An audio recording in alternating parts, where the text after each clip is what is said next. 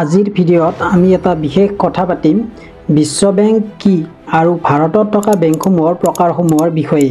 আজি আপুনি জানিব কিদৰে এই বেংকসমূহে আমাৰ জীৱনৰ বিভিন্ন দিশত প্ৰভাৱ পেলায়। ভিডিঅ'টো শেষলৈকে চাব কাৰণ আপোনাৰ বাবে ই যথেষ্ট তথ্যপূৰ্ণ হ'ব। What is world bank? প্ৰথমে আমি বুজি লওঁ ৱৰ্ল্ড বেংক কি। ৱৰ্ল্ড বেংক হৈছে এক আন্তঃৰাষ্ট্ৰীয় অৰ্থনৈতিক প্ৰতিষ্ঠান। ই 1944 চনত স্থাপন কৰা হৈছিল আৰু ইয়াৰ মুখ্য লক্ষ্য হৈছে দুখীয়া আৰু উন্নয়নশীল দেশবোৰক আৰ্থিক সহায় প্ৰদান কৰা। ইয়াৰ মুখ্য কাৰ্যালয় আমেৰিকা যুক্তৰাষ্ট্ৰৰ ৱাশ্বিংটন ডিচিত অৱস্থিত। ৱৰ্ল্ড বেংকৰ মেইন অবজেক্টিভ। নাম্বাৰ 1, উন্নয়নশীল দেশসমূহত দৰিদ্ৰতা হ্ৰাস কৰাটো মূল লক্ষ্য। 2 নম্বৰত, বিভিন্ন প্ৰকল্পৰ বাবে লোন প্ৰদান কৰা, যেনে শিক্ষাৰ উন্নতি, পৰিৱেশ সুৰক্ষা আৰু ৰাস্তা ঘাট নিৰ্মাণ। 3 নম্বৰত, দেশসমূহক বৈদেশিক বিনিয়োগৰ ক্ষেত্ৰত সহায় কৰা।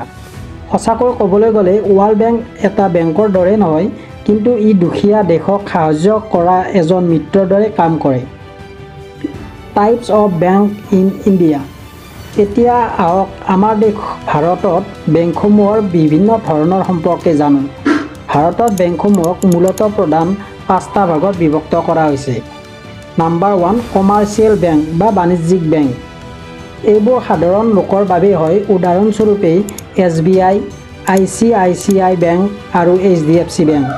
এই বেংকসমূহে সঞ্চয়, একাউণ্ট, ফিক্সড ডিপজিট, লোন ইত্যাদি পৰিষেৱা দিয়ে।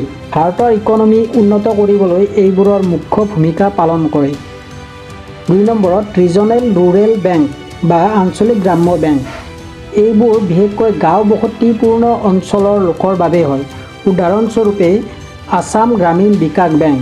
কৃষকৰ বাবে কৃষি লোন আৰু অন্যান্য আৰ্থিক সহায়ৰ বাবে এই বেংকসমূহ গুৰুত্বপূৰ্ণ। 3 নম্বৰত আছে কোঅপাৰেটিভ বেংক বা সহকাৰী বেংক। কটক গাঁও চহৰৰ সৰু বেংকবোৰ আছে যি স্থানীয় লোকৰ সহায়ৰ বাবে কাম কৰে। সৰু ব্যৱসায়ী বা গ্ৰুপ অফ ফাৰ্মাৰ্ছক সহায় কৰে।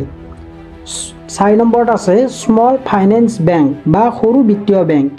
এইবোৰে সৰু লোন দিয়ে, বিশেষকৈ যিসকলে ডাঙৰ বেংকত লোন লাভ নকৰে, উদাহৰণস্বৰূপে উজ্জীৱন small finance bank.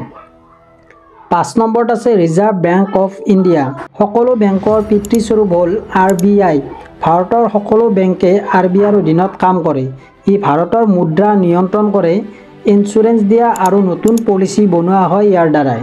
What is world bank and India bank important? World bank আৰু ভাৰতৰ বেংকসমূহৰ মাজত এক সংযোগ আছে।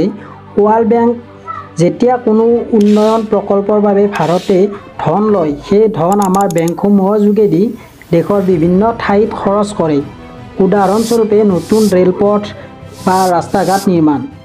বেংকসমূহৰ সঠিক ব্যৱহাৰে গাঁও আৰু চহৰক একেলগে উন্নত কৰিব পাৰে। পৰিসংখ্যা মতে ভাৰতৰ বেংকিং ছেক্টৰ প্ৰতিদিনে আগবাঢ়ি আছে আৰু লোকসকলৰ জীৱনৰ প্ৰতি আহ্বান জনাইছে। আশা কৰোঁ আপোনালোকে আজিৰ ভিডিঅ'ৰ পৰা বিশ্ব বেংক আৰু ভাৰতৰ বেংকসমূহৰ বিষয়ে নতুন কিবা জানিবলৈ পালে। যদি ভিডিঅ'টো ভাল লাগে তেন্তে লাইক কৰক, আপোনাৰ মতামত কমেণ্ট ছেকশ্যনত জনাওক আৰু চেনেলটো ছাবস্ক্ৰাইব কৰিবলৈ নাপাহৰিব। আজিলৈ ইমানেই। পৰৱৰ্তী ভিডিঅ'ত আকৌ লগ পাম। ধন্যবাদ।